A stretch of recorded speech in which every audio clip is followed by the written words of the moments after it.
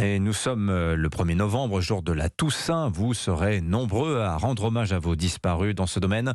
Le commerce funéraire est lui aussi rattrapé par l'inflation, exemple avec la crémation. Ouais, c'est aussi une réalité dont il faut parler au moment d'évoquer leurs funérailles futures. Certains font le choix, très tôt d'ailleurs, de la crémation, par conviction ou pour des raisons économiques. Dans ce domaine, les 107 crématoriums de France sont eux aussi rattrapés par l'inflation et la hausse des prix du gaz. Ils pourraient augmenter leurs tarifs, Clément Barguin.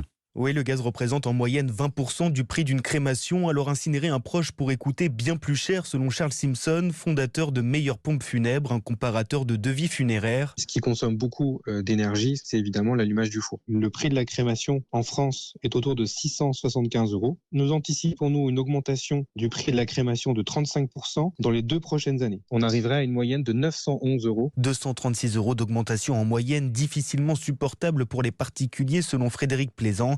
Elle est présidente de la Fédération française de crémation. Nous, notre crainte, c'est que les familles puissent faire un autre choix en termes de mode d'obsèques. En application des volontés d'un défunt qui sont protégées par le code pénal, il ne faudrait pas que l'impact financier vienne éventuellement contrarier ce choix. Ça reste un service public quelque part, le funéraire. Les familles sont vulnérables, sont endeuillées. Il faut peut-être faire intervenir l'État dans la discussion aussi d'un bouclier tarifaire, au moins pour les professionnels du funéraire. La crémation représente aujourd'hui un peu plus de 40% des obsèques en France. Explication Clément Barguin.